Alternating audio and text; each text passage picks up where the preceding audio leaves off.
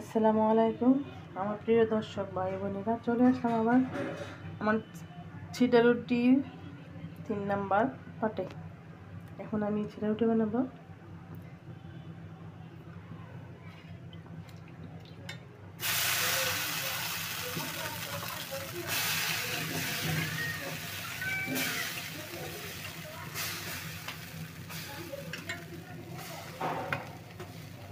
আসলে ছিটা রুটি বানাতে গেলে অনেক ছিটাইতে হয়, নোংরা হয় সারা ঘর।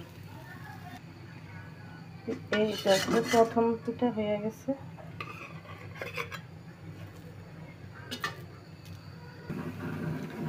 এই তো হয়ে গেল আরেকটা রুটি।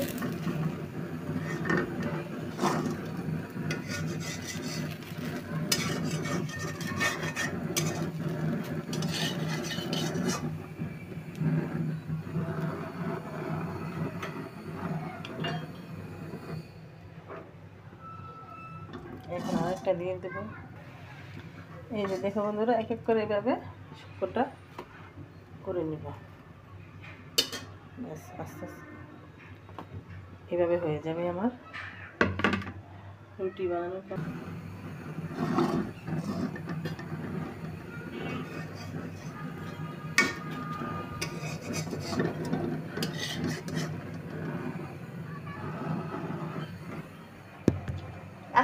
কি একটা অবস্থা,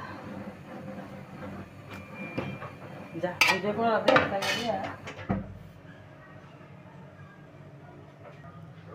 এই যে দেখো আমার বন্ধুরা, আমার পিঠা কমপ্লিট। মাশাআল্লাহ সব কটা পিঠা খুব সুন্দর হয়েছে, একটা নষ্ট হয় নাই। আল্লাহ ভালো কাজে সবসময় সাহায্য করে। আমার ঘরের অবস্থা খারাপ হয়ে গেছে। আচ্ছা ঠিক আছে, এখন আমি রেডি করে নিই সব কিছু।